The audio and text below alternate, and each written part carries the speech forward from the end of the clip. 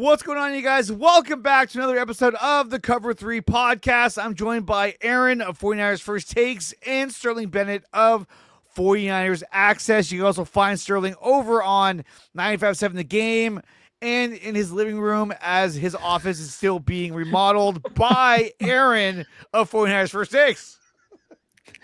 Yeah.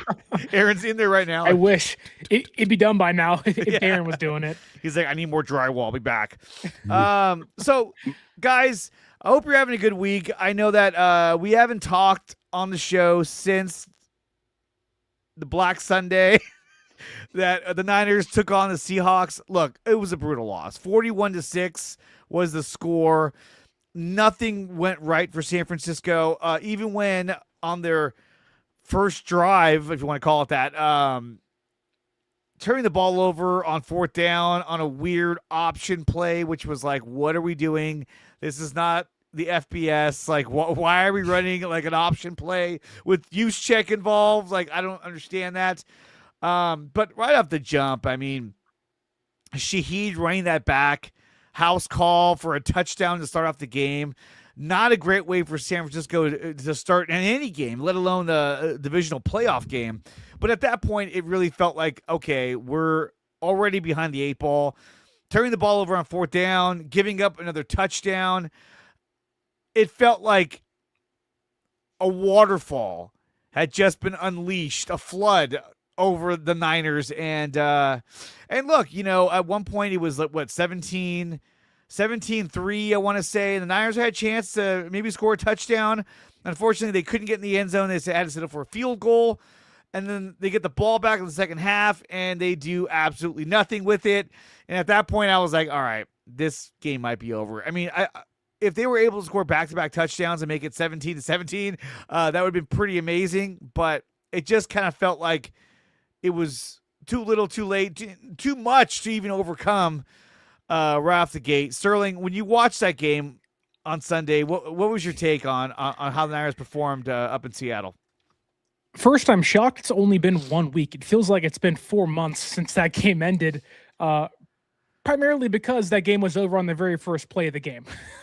It felt that way, didn't it? It felt like, It was, I think we all knew, even if we were more confident than others, maybe giving San Francisco a chance, that if they had a chance, it was going to be a tooth and nail fight to the finish. It wasn't going to be San Francisco blowing them out. It was going to be San Francisco doing all the small things correct, like they did in Philadelphia, to pull that one off. And it just wasn't their day. I think we all can talk about the injury stuff and just the war of attrition and everything, but they just didn't have the guys, and the guys they had couldn't get it done. I don't know what it is against Seattle. It's just this team plays their worst football, and I don't think it's health. Jawan Jennings, Demarcus Robinson, the offensive line was fully healthy, and they couldn't stop anybody. It just sometimes you overmatched and outgunned, and it felt like San Francisco was that for the first play of the game to the very last play of the game. So that said, I can almost accept a game like that more than I could a tough-fought loss. Like, I could put this behind me and say, well, you just weren't good enough that day compared to maybe losing 26-20 on the final drive of the game and a heartbreaker. It's like I can accept and kind of come to terms with just that San Francisco has some work to do, and this is a really good opportunity to do that this offseason. I know, Aaron, I'm sure you felt different towards the game than we all did coming into it, at least, but I think leaving the game, we all kind of said the same thing of like, well, shit. Yeah, pretty much. It was like, well, there went that. I mean, it wasn't like offensively Sam Darnold tore it up. I mean, he was only 12-17 for 124 yards and a touchdown. Yeah. Again, asked to do very little, but didn't have to do too much because Kenneth Walker ran for 116 yards, averaging 6.1 a carry. Charbonnet had 20 yards. He tore his ACL. Yeah, pre-torn ACL. Yeah, that's not good for them. That's a huge loss for Seattle, not having Zach Charbonnet, especially in third down situations on the goal line. Yeah. But McCaffrey, 11 carries, 35 yards. We got to see some Jordan James, 6 carries for 28 yards, but that was like, where has this been for, how long now? I don't really understand. Yeah.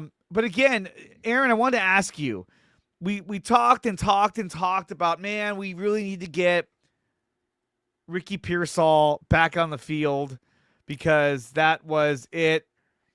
He ended the game with 0 catches. He did have he had 2 targets, one of which we thought he had an amazing catch. Turns out he didn't quite hold on to the ball. This is your first round pick, and he was 0 receptions on 2 targets. Is there just a lack of continuity between Purdy and Pearsall, or is this guy just a bust? I have strong feelings on him. Just be honest, dude. Just be honest. Just let it rip. I don't know if you guys have seen it. I put it on X. It was Larry leaned pretty hard into Pearsall, and pretty much everything he had to say, I agreed. And I get raked over the coals for a lot of my kind of glass half empty takes. I get sneered at. I get people cursing me out or whatever. But man, when you get drafted in the first round, I know he wasn't expected, like Sterling said, to be the number 1 guy. But when you get drafted in the first round, there's a certain level of expectation as far as production and just where you fit in the offense, like what priority you are in the offense. And 2 years in, we don't really know what we got. He's rarely healthy. He's a really good route runner and most of the time has hands that are like glue. But he just never plays. He's never healthy. I know from watching other people that have more inside knowledge to me that the organization is not extremely happy with him. Now that's someone else's opinion, but I could understand why. I don't know, man. He was the least of our problems in that game, to be honest with you. Yeah. As much as I was going to say, like, as much grief as I got and as negative as I've been, I still was pulling so hard for the Niners in that game. And I really thought at certain points they had a chance to get back in this game. Absolutely. When we talked about it the other day, I thought in the end we would lose just because of, health and no rest and all this other stuff. But I didn't think we would get boat raced. But sometimes those kind of games and like sometimes seasons that go really bad, sometimes you need that kind of like lasting image to facilitate real movement in the offseason and some, maybe some fundamental organizational like change that needs to happen. Like so in a way, the way that game ended, it kind of worked out, still sucked. But who knows, maybe it'll spur some things in this offseason in a positive direction. And maybe I won't complain as much next year. It's just hard to see. I mean, look, we got a question here from Lori Matthews. Could Ricky's PCL just not be healed yet? Is this the type of injury that lingers? Sterling, what do you think? Do you think that Ricky was still hurt and that really he wasn't as effective because he couldn't move as freely as he wanted to? Or do you think it's just the Seattle defense was just so suffocating that it didn't matter if he was healthy or not? It wasn't going to happen. I think 2 things can be true at once. That Seattle defense is the best in football for all the reasons that we've already listed. They have found a way to suffocate this Niners offense, and it's unfortunate that 2 of the 3 times they played San Francisco, happening in the span of 2 to 3 weeks, that they played them one time without Trent and Pearsall, and the next time without George Kittle, which I don't think having one of those guys back or 2 of those guys back changes much, but maybe it changes something. Who knows? The interior offensive line was terrible. It was just awful. Burford, Brendel, Pooney, we're getting just tossed across the field 24/7. And I think, with Pearsall, he is still hurt. And I think that has to come into, part of the conversation, but that also is part of the problem. You're always hurt. And I'm someone that has defended Ricky for 2 years. I love what he can bring to a team when healthy, but that's been a big problem with a lot of Niner players in recent seasons. When healthy, being tagged next to your name. I think Shanahan talked about this in his post kind of end of season press conference of like, when Ricky was healthy for the first 3 games of the year, he was awesome. He was leading or towards the top of the receiver yard category. And we all said, oh my God, it's JSN, it's Puka, it's Ricky. Like, this could be special. And San Francisco may have found the next, guy on the offense. And then he gets hurt late against either the Cardinals week 3 or maybe early against Jacksonville week 4. And his PCL just never recovered. He tried to fight his way back, but I think Shanahan said that in the 8 games Pearsall played this year, that he was himself for 4 of them, which, okay, you would assume the first 3 games of the year, you're fully healthy. And the 1 game you probably are yourself was the Chicago game. I think Ricky played in that game. If he didn't, probably the Titans game, which you got hurt again in that game. So it's just, it's frustrating for San Francisco, a guy you viewed to be your number 2 wide receiver, not your number 1, being thrust into being the number 1 guy because of the outside situation with Brandon Ayuk and everything. And a lot of injuries there. Like, in a perfect world, Ricky's your 2, maybe your top end 3. And he can do some damage there. But you're going into an offseason, like Aaron said, of like, who is Pearsall? You have an idea of what he could be, but that's great. That doesn't matter. You have to know who guys are coming into year 3. And think about this. You can talk about, where he's at in his production and his progression, but like, they have to make a decision on his 5th-year option, not after this season, but after next season. He has 1 year to prove if he's worth that 5th-year option. And I think right now, no, which would be a big bummer for a team that needs a player like him in the offense. I think he has the capabilities to be somebody who's a receiver that's really, really productive in this system. The problem is, obviously, is that he just cannot find a way to stay healthy. Now, look, the Niners were full of players that they were counting on having and didn't have. Obviously, we talk about Nick Bosa, Michael Williams, Fred Warner, and the list goes on. Even Spencer Burford was out for an extended period of time. What's his name? The other lineman Ben Barch. I mean, he was like, "I'm here, I'm hurt. I'm here, I'm hurt." I was like, damn it. Who would have seen that one coming, though? Exactly, right? It's been his entire career. And so they had a lot of players that did not live up to expectations. Some of this, and then, of course, we talk about receivers. We talk about players that that weren't available, that didn't live up to expectations. We talk about Brandon Ayuk. Now, we know that Brandon Ayuk, that guy. At the presser, John Lynch even said that Ayuk has played his last snaps with the San Francisco 49ers. Sterling, let me ask you, do you think San Francisco tries to trade him before the June 1st deadline, or do you think this is a case where he's just going to get released and then he will go off into whatever the fuck he wants to do? I wouldn't be shocked if Brandon Ayuk has played his last snap of football, period. It's very rare when a player goes AWOL and they come back to somebody else. Now, the question would also be who's trading for Brandon Ayuk. Obviously, the Commanders and Jaden Daniels, maybe that's a tie there. Who knows? Maybe a team like the Bills are desperate. I don't know. Antonio Brown got traded twice in the same offseason, so maybe that's possible. But the difference with it, take a player like Antonio Brown, for example, somebody that clearly has some problems. That guy would still play. Yeah. Ayuk doesn't want to play. He'd still be on social media, ranting, raving, doing his thing, making himself known to the public of like, I'm here in some capacity. Brandon Ayuk just went radio silent on the team, his teammates, the coaching staff, and everybody else in the NFL. So it's not as if he's putting feelers out. Now, maybe he does play. I think somebody could take a risk. Why wouldn't you? When he's healthy, he's an awesome player.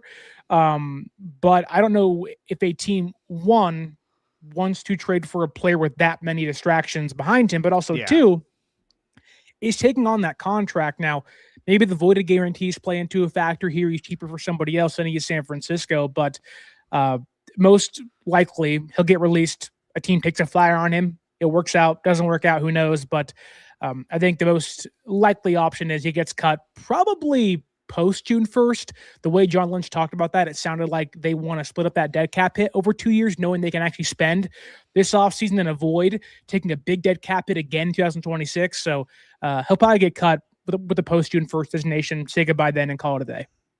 Yeah, I mean, look, at the end of the day, Aaron, I mean, even if, would you want Brandon Ayuk to even come back on this team? Hell no. No, I don't. Why would you want a quitter in your ranks, just like Devondre Campbell last year? I mean, basically, he turned into a quitter. Look, the moment that they voided all of his guarantees, there was no chance he was going to come back. And I think that he knew that. The team probably realized at one point, like, okay, well, he's probably not going to come back. And then they thought maybe he will. He's been hanging around, and now maybe he'll get over it. Maybe he'll get over losing a shit ton of money. But again, $76 million guaranteed for only 374 yards. That's crazy. Can I say something? The human side of me, who's, I love football. I love the Niners. Like, I'm obsessed. I have issues with them. I worry that he has some sort of mental health issue. Based on not contacting anybody, just completely going radio silent. He doesn't seem like he's in his right mind. And before I really with this offseason and all the stuff that we hope we do and all the things that we want to happen, I hope we get a clearer picture down the road of exactly what happened.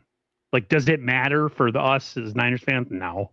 But I would love to know what exactly is going on in his mind. And maybe he has some sort of psychological problems, or who knows? I mean, he always kind of seemed like a little bit of I don't know, his body language is always never the greatest. He kind of always seemed a little disinterested and disengaged. Yeah. So it's safe to say he's a weird guy. He's a fucking weird dude. Like most of these athletes, he's a weird guy. I keep saying he's like Kevin Durant. The more we got to know Kevin Durant, the more Warrior fans were like, this guy's kind of weird. The more I regret knowing more about Kevin Durant. Yeah, I was like, he was cooler before I got to know him. Now he's just an odd guy. Yeah. And, I mean... I think we all can just say we hope he's okay. Absolutely. Yep. The money, okay, but the football comes second to being okay. But I mean, look at this. But it sucks, man. It's just it's rough. I know that maybe you can get into semantics here about one guy being better, and Debo probably comes in the conversation, but I don't think enough can be said about the trajectory of Brandon Ayuk's career was pointing up and up and up.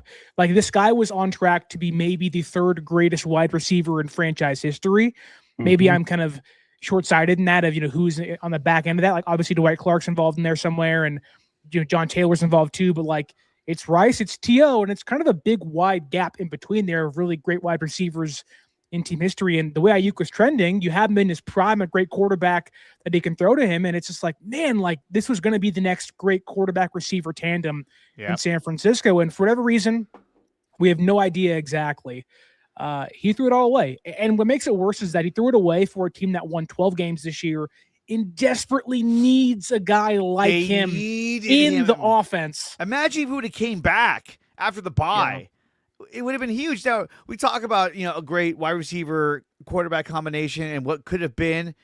Well, what do you guys think about the rumors that the Niners could be open to bringing back Deebo Samuel? I think, to me, I was like, no, thank you. Check your source, brother. Yeah, like NFL rumors on that. I know. I was like, look, even if it's true, I'm like, look, bro, I love you, Deebo, but there's a reason why we traded you and you wanted to move on. No. If this holds any water, Aaron, would you be open to bringing back Deebo Samuel? Hell no, dude. You serious? He's another head case.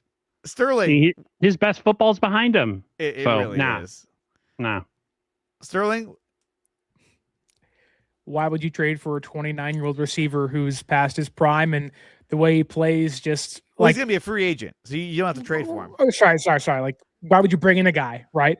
I almost think the Niners offense, for as limited as it was this year, and it was limited a lot of the time, if you plug in Deebo Samuel to this team this year, it's worse on offense. Oh, yeah, absolutely. Like, the vertical passing game they had, trusting Purdy in the pocket, is so much worse because Kyle then goes back to reliable in Deebo Samuel, and things get more kind of restricted and condensed where, Purdy, for as, bad as his weapons were, he was throwing downfield to Demarcus Robinson for touchdowns against the Colts and Jawan Jennings. And like, you do that and you plug in Deebo, and it's just like, this offense looks like how it did in 2024, which is not a good place whatsoever. Yeah. So, I mean, look, I know they put this out there. I don't believe it one bit. You can't. I would say this too. Sorry, Dre. Deebo, and this goes into Laurie Matthews' comment here, he's too emotional. Deebo and A.J. Brown are cut from the exact same cloth. Yeah. Two emotional wide receivers have the exact same agent. They're very close friends. Guys you don't want to have on your team when you are trying to maintain and continue the culture already established. A.J. Brown has been wanting out of Philadelphia since week 3 this year. Don't bring him to San Francisco either. Two emotional receivers that just don't come up big in playoff time for me. And we'll talk about that a little bit later in the show about A.J. Brown. But let's go to some positive news, which is Christian McCaffrey has been named the comeback player of the year. And this guy, he absolutely dominated. I mean, how could he not win this? He was first in touches. He was second in scrimmage yards, third in total touchdowns. I mean, this guy, as good as Purdy was at the end of the season, there's no way we get there without Christian McCaffrey being on the roster. Aaron, do you think it more than worthy of this award, and should it be an MVP finalist? Yes, he should be an MVP finalist, but we all know it's a quarterback award. It's never going to happen. Well, it ain't going to be Josh Allen, I'll tell you that. Right. But it's a quarterback award. It's funny. I'm a gamer. I have an Xbox. My wallpaper on my Xbox when I turn it on is a one with him like in the snow. And it's like really like I got it like 4K. He's my favorite Niners player on the team, like hands down. Just what he represents as a person, how he plays, just how much he cares. Like I'm old. You guys, I talk all the time about being an old head and old school and about the past. But so is he. He is a throwback player. Yeah. Like a Rice, like a basketball Jordan. Like the game means everything to him. Yeah. He's absolutely obsessed. Yes, he deserves. Dude, if he won the MVP this year, I would be elated. I know awards don't really mean anything in the grand scheme of things as far as like Super Bowls and stuff, but hell yeah. I love CMC. So another question I have for Sterling is that Sterling, we know that the last time he got a load like this, obviously he had the bilateral, what do you call it? The Achilles tendonitis or whatever. Do you think that this may be the last year we're going to see McCaffrey take on this kind of load? I don't think so. I think this guy's an elite athlete, and I think he'll do the same thing next year as well. But what do you think? Do you think this is the last year that we're going to see McCaffrey at this high a level during the season? I don't think if Kyle Shanahan's still calling plays, which he is, you're ever going to pull that guy off the football field. And I don't think Shanahan envisions a world without him on the football field. McCaffrey did discuss a little bit in his post-season press conference about like he wants to bring in an RB2 that can actually carry part of the load. And I think that may be to either put him as a receiver, who knows, to help things there. But, it just feels like that Shanahan is like, I'm going to run this guy into the ground as long as I can. And as long as Christian lets me do that to him. Yeah. You guys mentioned him being an old head and kind of being a throwback player. Yeah. Those guys don't come off the football field very often.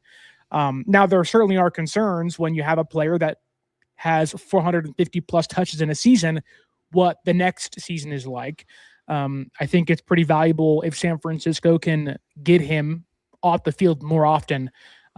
People talk about, the Mac Jones era of quarterbacking this year. That was because Christian McCaffrey was so damn good underneath. How many times did he go to McCaffrey? I mean, right. It was and that works, but he's going to be 29 soon. I think this year, 28 soon. A lot of tread on those tires back to Stanford, Carolina, now in San Francisco. Now, do I trust Christian McCaffrey's training and all that stuff? Of course I do. People didn't think he would do this year, and he did. So why would I doubt it? But that said, like, you have to be a little leery of like, okay, we're putting a guy that's under 235 pounds. He ain't Derrick Henry. He's going to slow down. He's a guy that needs speed to separate at times, and we saw that there was a little bit less speed on Christian McCaffrey this year, which isn't bad whatsoever. But you just have to be aware of that, and I don't think Kyle truly cares, which sucks. And again, CMC is not going to pull himself off the football field. So if he's healthy, expect 450 again in 2026 for better or for worse. And look, the Niners got eliminated. They lost the Seahawks. Tough news. Tough to watch. McCaffrey couldn't do anything because the defense or the offense couldn't do anything.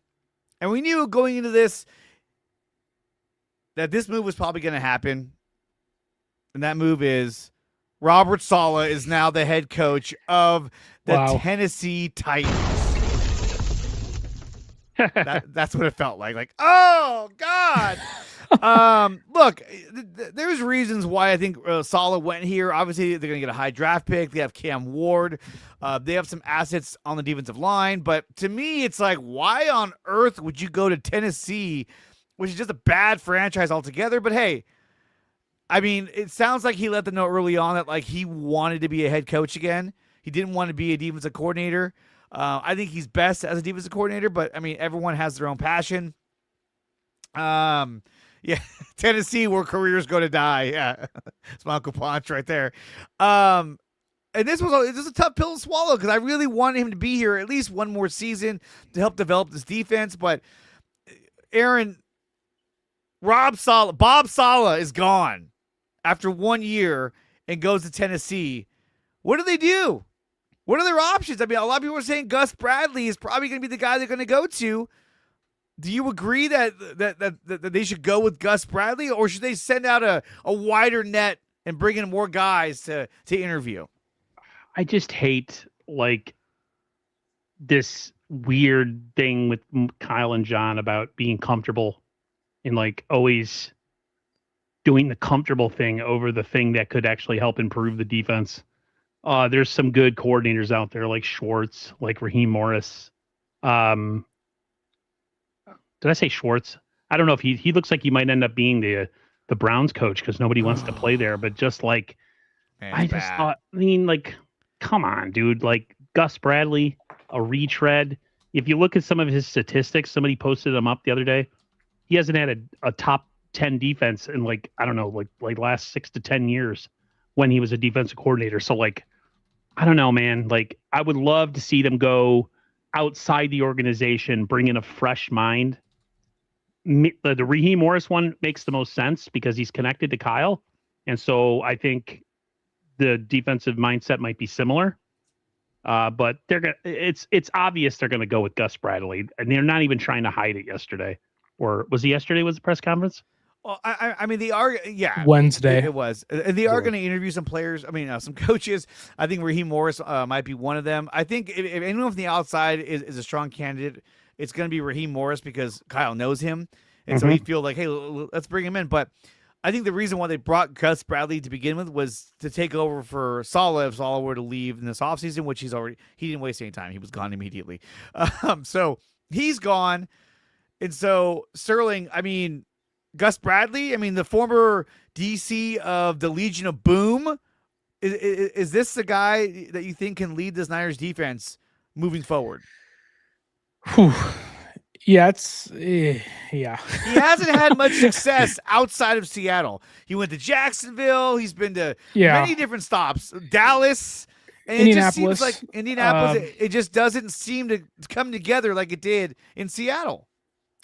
Yeah, I think, something Gus Bradley is really good at is calling cover 3. The problem is he always calls cover 3. Now, you have seen San Francisco transition from, that Seattle defense, cover 3 wide 9, to more of a quarters coverage style. And you always want to leave the door open to learn. And I think Gus Bradley being brought in this past year, learning under Saleh, learning the defense again, maybe there's a little bit of knowledge he's gained to like how the Niners want to run things compared to how he's done things since his time in Seattle and Jacksonville, where he's been the DC or been one of the higher end assistants. And this year he kind of was behind the scenes and did a really great job in the red zone. San Francisco ranked around 14th in the red zone this year, was a big reason why they won a lot of games. Now, would he be my first choice? No. I think you'd want to get more aggressive and find, everybody wants to find the next, Steve Spagnuolo to the Andy Reid, right? That is the dream goal of having 2 head coaches be under the same team, but manning both sides of the football. Jim Schwartz obviously feels like the biggest candidate that fits that mold. I think San Francisco would have to change things, which they already kind of have to do. So maybe it isn't a bad thing whatsoever to fix their secondary and get an actual coverage safety that can actually play some single high safety structure. Raheem wouldn't be bad. I just think that you're going from Saleh, who I think proved to be one of the better defensive minds in football. It's probably Schwartz and Brian Flores and D'Amico Ryans, excuse me, Dre, at the top. Just saying. But Morris has been everywhere, right? Tampa 2 and Tampa Bay under Monty Kiffin, I believe. He was with the Rams for a long time, was with the Niners, or not Niners, with Washington for a bit. So he's kind of seen it all and done it all. And I think he is used to now coaching young defenses. Did it the past couple of years with the Falcons. So Raheem probably feels like their top pick outside of the room, and Gus feels like the safety net inside the room. I don't feel like they're going to be in the business of giving KJ Wright a big promotion this year. It sounds like maybe Tennessee wants to pluck Dino Bullocks away, their cornerback coach, which I don't know, it may be good, maybe bad.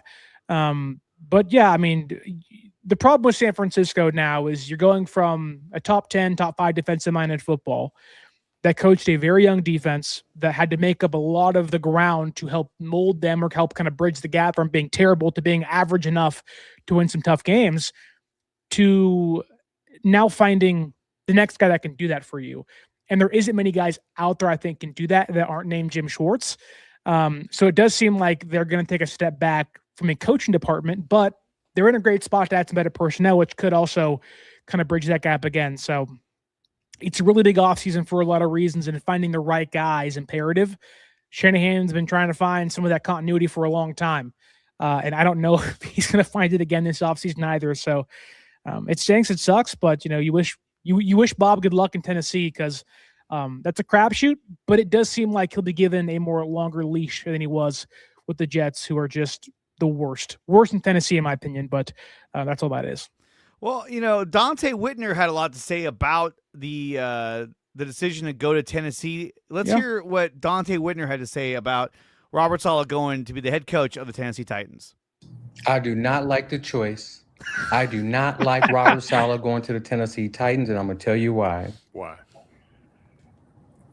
He's not an offensive coach. He's not. You don't have a proven quarterback. If your quarterback isn't doing exactly what he's taught to do from a quarterback perspective, how do you know how to coach him up and get him prepared? Yep. You're relying on a quarterback coach or offensive coordinator when you're the head guy, and you're going to take the fall when you don't win. So when I'm looking at it, I see just another New York Jets situation. Interesting. Zach Wilson, good defense, even had Aaron Rodgers, and you couldn't figure it out.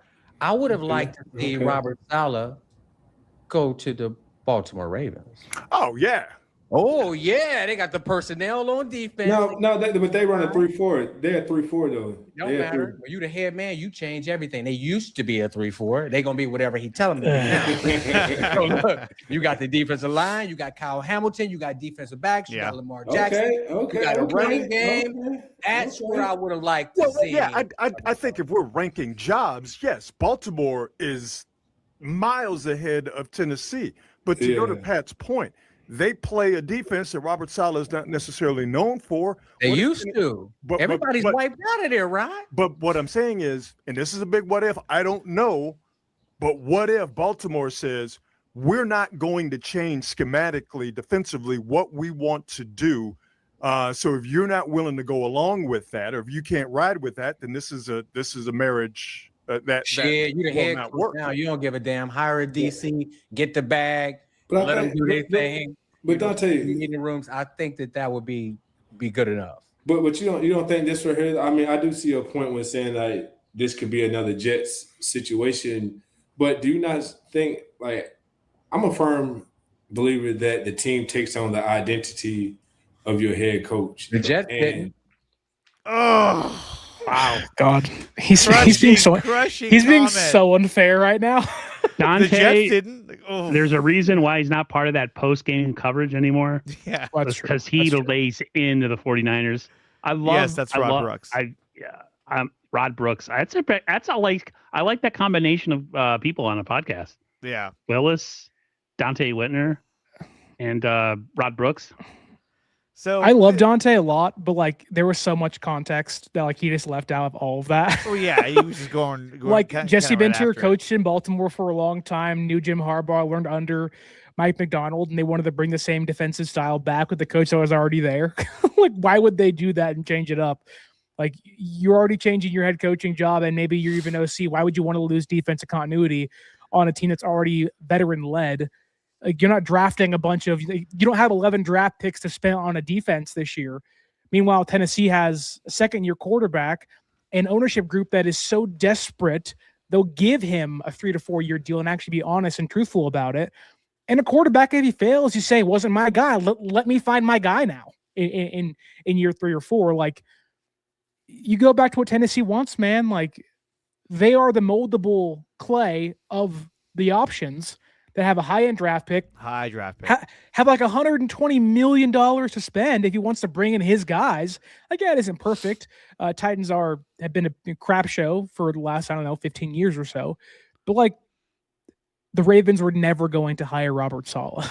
He Probably wasn't going not. to go to Cleveland. Like, now I wouldn't have gone to Tennessee if I was Robert Saleh, but like, it's a little more nuanced than that. Now, Buffalo, we talked about that for a long time. We knew they were going to fire McDermott after they lost that game. Did We you had kind see the signatures? Dude, the fans no. are trying to get him to get rehired. It was like, okay, that's cute, but that's not going to happen.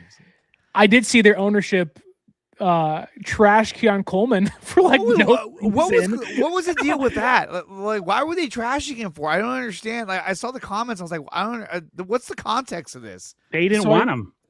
And yeah, McDermott and his off. I think they're his off. I don't know if it's his coaches or the people he was making decisions with. They wanted him. They pushed for him, and they pretty much made it known, which I think is a really low thing to do. And the press conference, like, oh, if you're going to blame anybody for Keon Coleman, blame the ex-coach. We had nothing to do with it. That's so it was lame. really weird. It was like, the what GM is was happening? the quote was, "Oh, the GM was being a team player," and it's like, yeah, okay, I'm sure there are people that John Lynch wanted the draft that Kyle picked instead. Okay, that happens all the time, right? But like, you signed off on that deal together. That's the tandem you are, and also Keon Coleman's like, hey, brother, I'm still rostered here.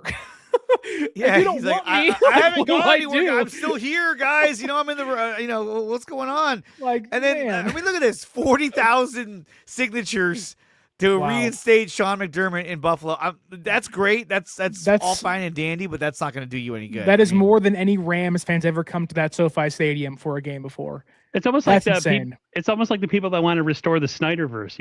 I was going to say, it's just like that. Like, oh, that's cool, but it doesn't make the money. It's all about conformity gate now. Come on, guys. You got to catch up on the Stranger Okay, Things. so we know that Saleh is gone, and one of the worries I had was that he was going to probably take Brant Boyer with him, but it turns out he's not. Thank goodness. Matt Mayoko reported that Paul Karofsky, whatever the fuck his name is, as expected, Robert Saleh will retain John Bones Fossil as his special teams coordinator. So Brant Boyer is here to stay, you guys. This is a great thing for San Francisco because our special teams sucked the year before, and then as good as it was this year, it shit the bed when it started the game against Seattle. When it mattered most. When it mattered most, it was like, oh, special teams again. They were struggling a little bit towards the end of the year with some of their kick coverage. Well, and I think it's because you had so many guys coming in and out, in and out. There's either like, what are we doing? What are we doing? But I'm glad to see Brant Boyer is staying with San Francisco because Me too. They need some continuity as special teams. And also, guys, Kyle Shanahan. Do you want to know a secret? What? What's the secret? About that? Even if Tennessee had fired John Fossil. Yeah, John Bones. The Niners could have been like, sorry, you can't move laterally. We're just going to block it anyways. So Aren't they doing the same thing with Kubiak?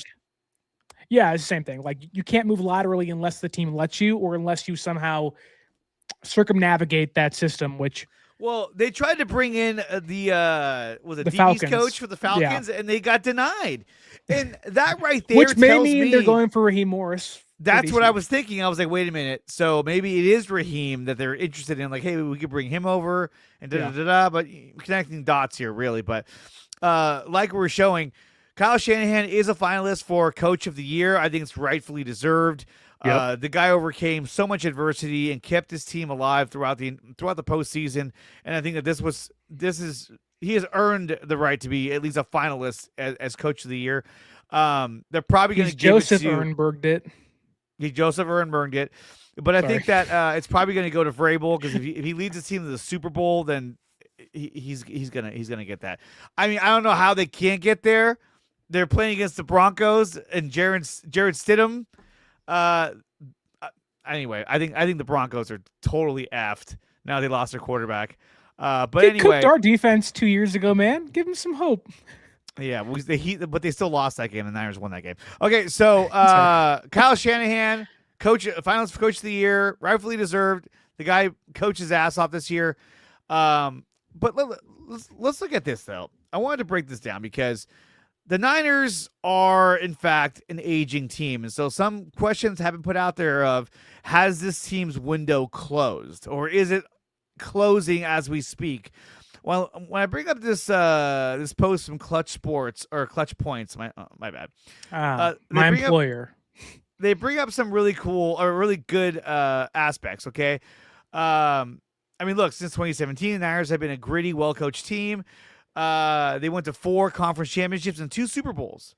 Okay, CMC will turn 30 over the summer. Traditionally, the age running backs start to slow down. Fred Warner will be 30 next season. Nick Bosa turns 29, coming off his second ACL injury. His third, really.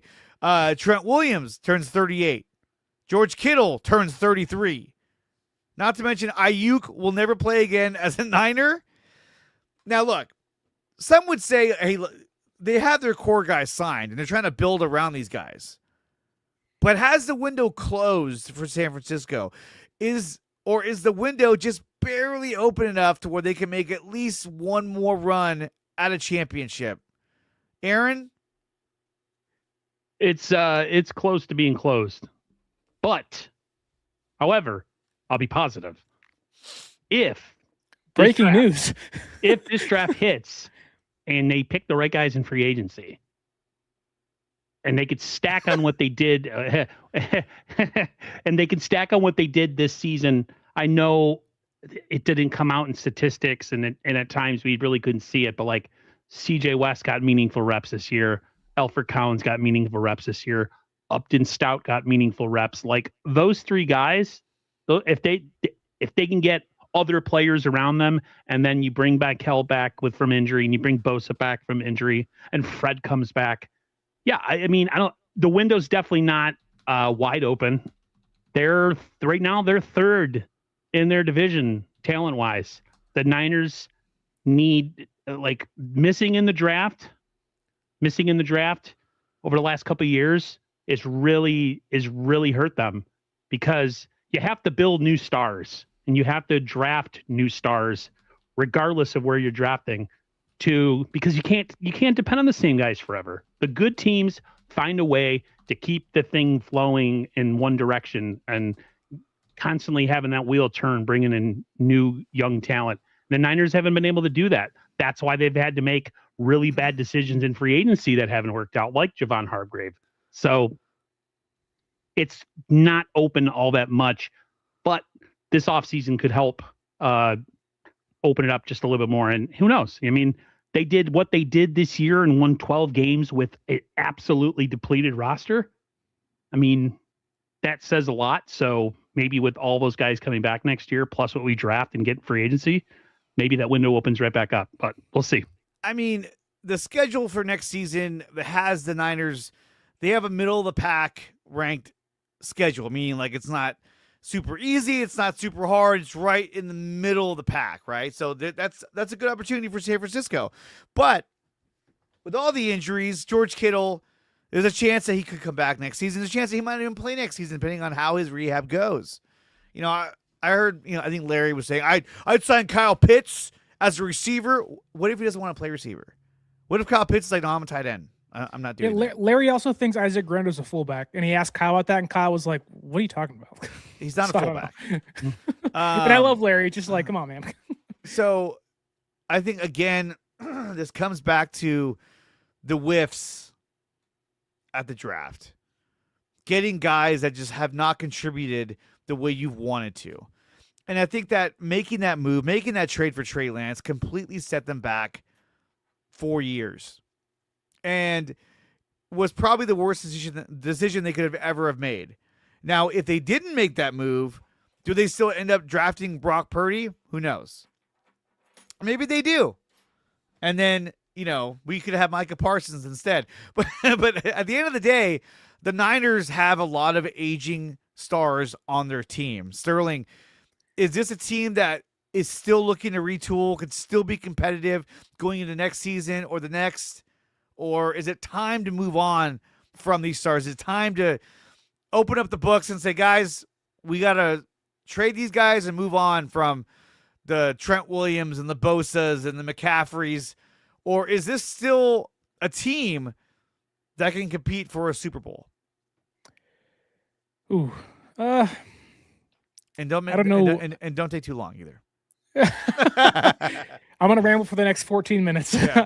Take us to the top of the hour. I think San Francisco, like every team or most teams, are about 2 off seasons away, 2 good drafts and a solid free agency class from being back in the conversation of a contender, right? But like Seattle but- had 2 off seasons and bang, here they are. Seattle did it. But Yeah. here's the thing is that everyone kept saying, look at the Rams, look at the Rams, look at the Sure. Rams, look what the Rams did, right? And San Francisco did more than what the like, Rams okay, did. we're trying to do that too. But guess what? Seattle had already done it.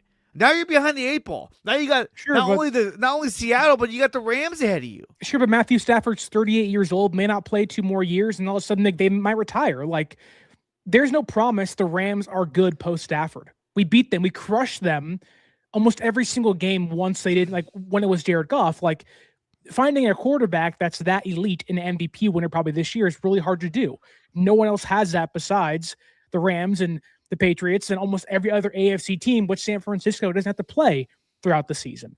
Now, I think San Francisco has to go find some blue chip prospects, right? And that's a problem when you are picking towards the end of the first round every single year. It's really hard to find those guys, and it may take being aggressive to get them. Now, I think San Francisco will be aggressive in free agency.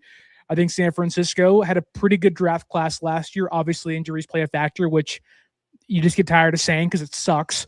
But like, you got to think 11 draft picks were on this team last year. A lot of them played in the playoffs. A lot of them were a reason defensively they were in the playoffs this year. A lot of them made plays before everyone else got hurt to help get them some big wins. And I think that San Francisco, they have some holes offensively, but you're not trading Trent Williams and Christian McCaffrey and Nick Bosa and George Kittle away or Fred Warner away. Fred Warner is still the best linebacker in football till proven otherwise. Yep. George Kittle is still a top 10 tight end, or if not the best tight end until proven otherwise. Yeah, Christian McCaffrey's older, sure. Draft the running back and bing, bang, boom. You have it. You have your tandem there. That doesn't mean that the Niners don't need to change philosophies. I think Shanahan needs to get away from I'm going to redshirt my rookies for a year. That's a bunch of BS. No one else does that besides Kyle Shanahan. Yep. And when you are that depleted for speed and strength and fresh legs, and the only unit on your team getting that relief is the defense, is insane. And so if you don't trust your offensive weapons, why draft them? Go sign them. I'm right now, at least in where San Francisco is, a big proponent of draft defense, continue to replenish, get younger, get faster, get stronger, be like Seattle. Seattle's offense is not that good. It's a solid offensive line and a phenomenal defense. It's an elite receiver and an okay quarterback. Like, we still don't know if we can trust Sam Darnold, but he isn't asked to do much against one of the worst defenses in football. So replenish your defense, double down again on it this year in the draft, and spend in free agency on the offense. Go find your left guard, go find your top receiver, go find your now kind of quasi backup starting tight end, and then voila, we're sitting here being like, damn, San Francisco's fast, young, and also explosive offensively again. That to me is the blueprint. we're not going to get production. I mean, we don't know what production we're going to get out of Jacob Cowan. We don't know what we're going to get out of Jordan Watkins. And for that matter, we almost don't even know what we're going to get out of Ricky Pearsall. So again, offensively, they have a lot of holes at receiver, and that's where they need to shore things up. And there's plenty of speed in free agency this year. But plenty of it. Tim Kawakami recently put an article out saying that the Niners need to go after either Justin Jefferson or Max Crosby. And if they don't end up with one of those players, this offseason is a failure. My argument with that is this. If you get either one of those two guys, are they superstars? Yes. Will they make an impact? Yes. Will you give up are you mortgaging your future? Yes. Because if you get Max Crosby, you're giving up your first round pick this year. You're giving up your first round pick next year. You're giving up numerous first round picks and second round picks. So now, yeah, you've got Max Crosby, but you don't got much else to go with it. And this team needs so many players that, to me, making a deal for a Justin Jefferson or Max Crosby is probably the dumbest thing you could possibly do right now. That would set you back years just to get one of those two guys. Jefferson would be great as a receiver for us? Absolutely. But then we have so many other holes. How do you make up for that? How do you make up for... If you go get Justin Jefferson and give up a bunch of draft picks, you're probably going to lose Spencer Burford. And then how do you replace that with Connor Colby? You know what I mean? There's a lot. I mean, we saw how much better our line was with Spencer Burford. And as 49ers 2025 says, our O-line was trash. I think our O-line got better as the year went on with more, when Burford came back and they had a guy they could rely on, not a rookie. But again, our offensive line has holes. Our center, on 4th and fucking 1, they couldn't run the ball up the middle. They tried to do an option play, which was like, it just looked to the so boundary, terrible. mind you. To It the was boundary. so bad. Everyone, I think all of us, when we watched that play individually, we were like, what was I was that? screaming to the TV, you can't run wide on these guys. You can't go lateral. What are you doing? Like, are you serious? That's the play that you picked? And then, not to mention, remember the play on Week 18 when Zach Charbonnet ran to the left side? They overloaded the right side and ran to the left side. They ran that play again, and they got a huge gain off of that. The Eagles ran that play, got a huge gain off of that. That was the Saquon Barkley when he took off. It's like Seattle knew, hey, look, if you go up the middle, you're going to deal with C.J. West and Alfred Collins. Let's just run to the edges where Bryce Huff can't set the edge against the run. And Cleveland Farrell is a street free agent that probably won't be able to hold up. Sam Okawanu is not going to be able to get it done. Now, look. I like Sam, actually. I like Sam too, but that's not going to get it done against a team like the Seahawks. Right. Sure. You know, they got Gray Zabel. They have Lucas. They have a good offensive line. And so now the question is, look, I agree with you that the Niners should invest in their defense, continue to invest in their defense. Defense. But it feels like going into next season, the Niners are going to come back with the same old line.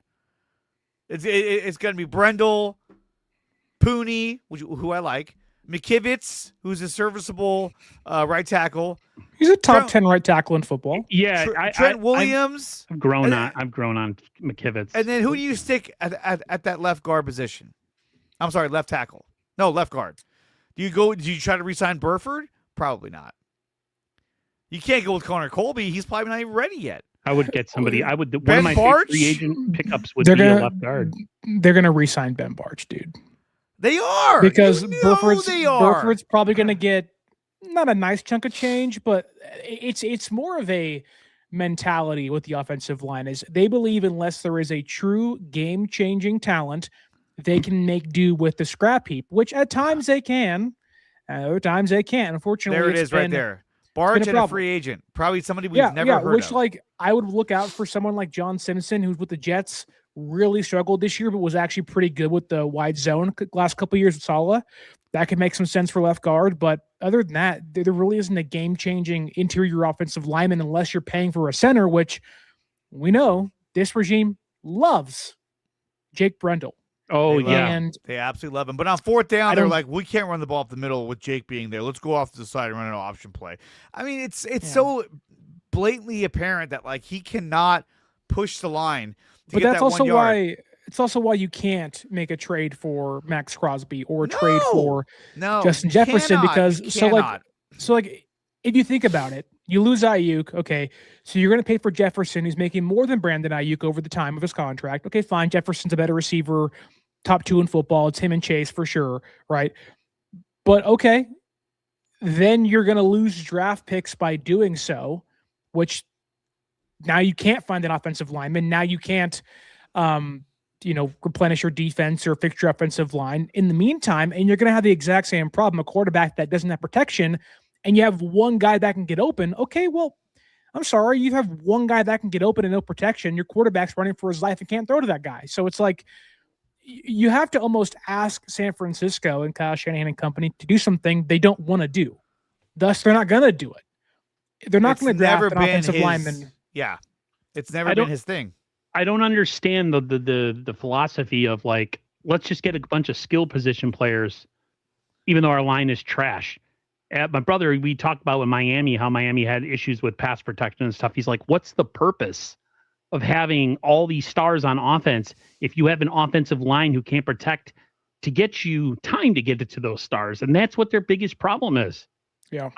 I mean, let's be honest, guys. Seattle's front is really Phenomenal. really good. So there has to be a little bit of like, okay, how much was Seattle's front and how much of it was our line?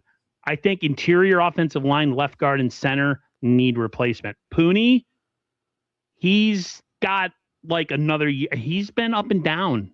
He started really fast his rookie year, and then he kind of had a struggle. He struggled at the end. And this year he's been kind of the same. He did have a knee injury in preseason, correct? Yeah.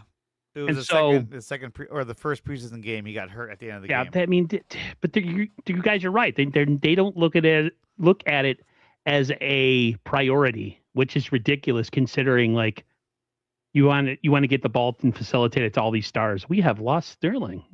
I know Sterling had to step out for a second. It looks like, but I mean, look, when you look at the draft last season, right? The last year's draft, who did Seattle take in the first round? They took Gray Zabel. They didn't have to take him. They could have taken Emeka Ibuka. They could have taken Derek Harmon. They could have taken, not Jackson Dart, but Jackson Dart. They could have taken James Pierce Jr., but no, they went with Gray Zabel because they knew we needed a solid offensive lineman. And And you have to have an interior one because Darnold's biggest weakness is interior pass rush. And so, but that's what I'm saying is that like they knew what the priority was, and they chose right. And John Schneider has passed John Lynch in terms of like getting his team ready to get to the next level. Not a hard thing to do, mind you, but and so the next question I want to ask you guys is: should the Niners continue with John Lynch as the general manager, or should he just be promoted to president of player personnel and bring in somebody else as the general manager? Has this ship sailed on the decisions that he's making personnel-wise in the draft and in free agency? Aaron? I mean, when they brought him in, he was inexperienced, right? And now he's been here almost a decade. Yeah. I think that is not ridiculous thinking on your part to essentially, which they kind of did already, promote him to president. I would love a different set of eyes to come in here and help them with the draft because they've missed pretty regularly early in the draft over the last 3 to 4 seasons, and it's catching up with them. Your stars can only go for so long until you got to have something coming down the line on the conveyor belt of talent that is going to eventually be like, okay, this guy's diminishing, but we have a new star now. That's why a pick like Pearsall, who hasn't done anything in 2 years, is such a miss because you were expecting him to kind of, you knew Debo was leaving, right? So like he was supposed to kind of elevate into that position and you were not going to miss a beat, but he never did that. So now they're still in the same place, if not worse, because now we don't have Ayuk either. So it's like these misses continuously missing. they catch up after a while. I would love to see somebody else take his place and him still be within. He'd still be in the draft room. They'd still have their videographer watching them and calling everybody and stuff with Jed looking super uncomfortable. But like, yeah, I think it would be great for them. Are they going to do it, guys? No, not going to. Not. I'm going to ask Sterling's what he thinks as well, but I wanted to share this with Aaron because this is just sums up the season for Aaron right here. There we go. George Kittle and Jake Tonjes. I saw that, and I'm like, or back at the facility, like, hey guys, that's so next season. That is so sad. Oh my God. Do you know that the Niners made it onto the Joe Rogan show? Yes. They were talking about our injuries and how much of a disparaging gap there is between injuries on our team and everybody else. And then of course they brought up, EMF. the EMF stuff. Dude, watching that press conference and John being like, well, like essentially we're not going to move off of our strength and conditioning staff. Dude, the whole world knows this year we're like plagued with injuries every single year. Yeah, they need to get fired. The delusion. I had to post it to SF Gold Rush Mike. Mike's just like unbelievable. They're not even going to consider it. It's just, I know. All right, Sterling, John Lynch. What do you do with him? Let me ask you guys this first. Which it's not really in their control, but if Brandon Ayuk didn't go AWOL, didn't go nuts, would you have the same mindset of like, well, they're in a bad place offensively? Or like, they have so much to do? I feel like the Ayuk thing, amongst all the other misses they've had, which have been plenty, has kind of really put a damper on what this team has done or what the GM and front office has done the past couple off seasons. Like, imagine going into this year, 11 draft picks, Ayuk doesn't go AWOL, Purdy looks like a franchise quarterback. Yeah, Kittle gets hurt and all that stuff happens, but like, I think we're all sitting back like, they really aren't that far off. They have the number one wide receiver, number two guy. Like, I don't blame the Brandon Ayuk thing on John Lynch whatsoever. No. That's just Brandon Ayuk. I think that where Lynch has made mistakes is in the draft. I mean, we've seen draft picks that do not work out. Where you're like, why did we take this guy? Even Marquise Siegel, he had a great game against the Eagles, but it was like, why did we draft that guy? So when we did. One thing I've noticed about San Francisco is the fact that they're a really collaborative front office, which inherently isn't a bad thing because, like Aaron wants, new eyes, new ears, getting all opinions from your scouts and every level of your department and trying to find the right guy, the right pick, and really hammer home, like, who should we take at this point in time? And I also, like, within that, I wonder if it's almost too collaborative of instead of having, one or two voices spearheading things, yes, taking into account the opinions, but like, they're really like those two guys that are like, no, this is who I want. No, this is who I like. Because I think this front office isn't really live by the sword, die by the sword like we think it is. I don't think it's John making all the picks or Kyle making all the picks. Yeah, they have their guys they like, and I'm sure they both have misses. But I think we're putting a collective, let's say 7-pick draft on the neck of John and Kyle. And in reality, it's no, this random scout in the middle of Montana that San Francisco hires gets a pick. Like, you take Nick Sakel, which it's a lower end pick, but like, you scouted that guy for 6 years and he sucks. Why'd you take him?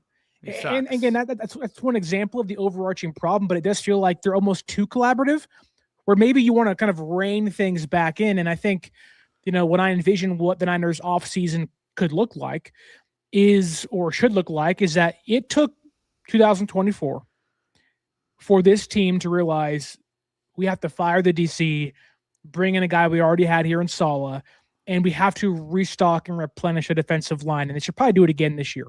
But I'm almost hoping that that is the case with the offensive line this season of like, okay, like, we have to rip the Band-Aid off and make a change because it's really terrible.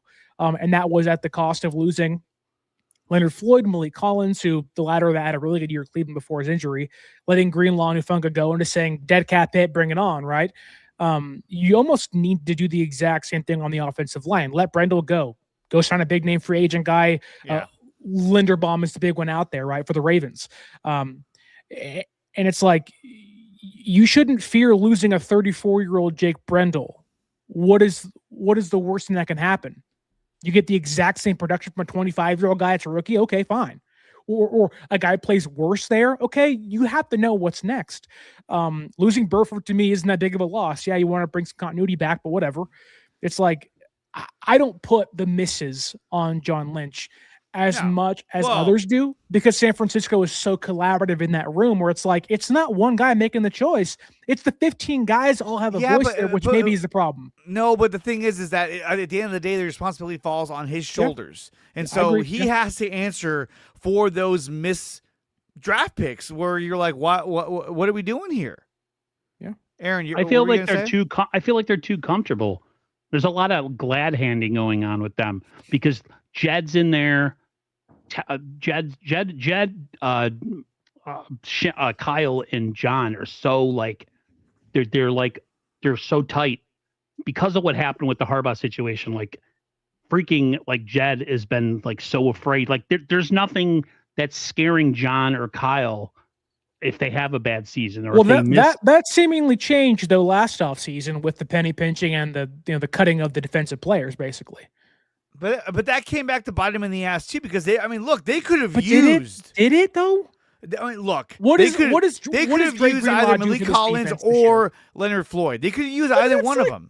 It's 33-year-old guys. I don't think either of those guys would have had little to any impact this year. They would do the exact same thing, went the exact same place, and as far as they went, with all of the guys they cut on the roster this year, in my opinion. I feel like when there's too much comfort in how things are done, just the way watch the press conferences after the draft every year. John and Kyle look like they just like stole the draft. I think they're so confident in themselves, and it's like, I don't know, man. Like I feel like if there's creative tension in the room where like maybe somebody thinks like, okay, I'm not gonna be fired, but I could lose my GM spot and they're gonna move me to president, like, or Kyle, they take away some responsibility as far as personnel decisions, like they did in the late 80s with Walsh. They took everything away from him and just had him coach because he was burnt out. And then he ended up retiring anyways. So like, I feel like with these guys, every year everything spills into the next year and there's like no change to me. So I don't know. And then there's talk, they asked him about Mac Jones. He said, well, we're not in the business of trading good players. It's not true. But to me, look, if you have an asset, Mac Jones, and it can yield you a good return, trade him. He's your backup quarterback. Was he valuable this season? Yes. But is he replaceable? I say yes. Got to be more than a second or third round draft pick, though, because they can let him walk next year and get a third round compensation pick, maybe back. So like, it has to be worth, the actual trade. But yeah, if someone gives you a high end third or a low end second, you take it in a heartbeat. Who would? Okay.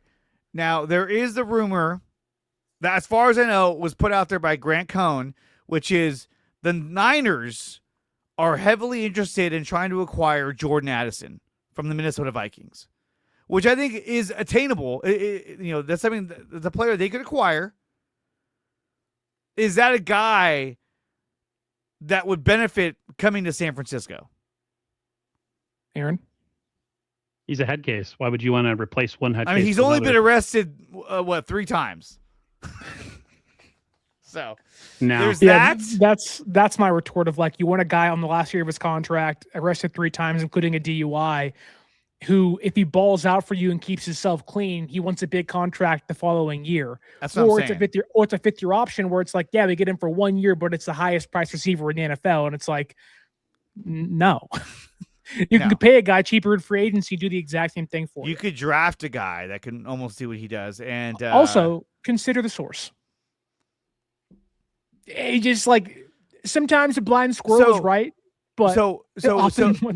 So Grant said that not only that they're interested in Jordan Addison, but that they are going to try and trade up in the draft, and that they want to make a big splash in free agency. That sounds like every kid's Santa list. Like, I want this toy, I want this. This is what I hate. This is exactly what I hate about this, is that what people do is they get a blue check mark, and I'm not saying Grant's doing this, but I'm saying a lot of fans do this. Of like, they should get this guy and that guy and this guy and that guy, and I would do this and that and this and that, and they get mad when the team doesn't do those things because it gives them like a justifiable reason to get angry. And you're like, yeah, but They were never going to do those things, nor can they afford to do those things, or at least all of those things. And you're like, well, yeah, but, it's like, well, you don't know football then. You know what I'll say? And I never thought I would say this, and I don't know, Dre, if you agree, because I said this on Monday with Mike. I'm glad they didn't pull the trigger at the trade deadline. It was the best decision they made. I'm not going to talk What? about that. What? What? They need every draft pick Whatever. possible. I Man. was so short-sighted. I'm feel sorry, Dre. justified. They need that first round pick this year. Whatever. They need to hit on that. All right. With that being said, guys, I got to run. I got people banging on my door right now, so I got to go. So that's going to do it for the Cover 3 podcast for this week's show. We'll be back next week following up on the NFL playoffs and more news and updates from the land of the 49ers. Thank you to Aaron. Thank you to Sterling for coming out here and providing another fire podcast. If you want to support us, just go and subscribe to our channels, Dre Area Sports, 49ers Access, and 49ers First Takes. With that being said, we'll see you guys next week.